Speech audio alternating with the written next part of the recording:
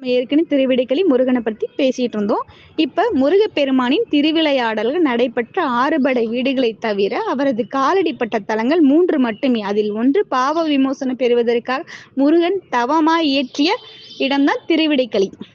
முருகப்பெருமான் பாவம் விமோசனம் பெறுவதற்காக இத்தலத்தில் சிவபூஜை செய்து வழிபட்ட போதும் அவருடன் தெய்வ யானை அன்னை ஆதிபராசக்தி மற்றும் தேவர்களும் இங்கு வந்து சிவபெருமானை நோக்கி தவம் புரிந்தனர். சிவபெருமான் மனமகிழ்ந்து அருள் சிவனின் திருவடி வணங்கிய பின்னே விடைபெற்ற திருப்பரங்குன்றம் சென்றனர்.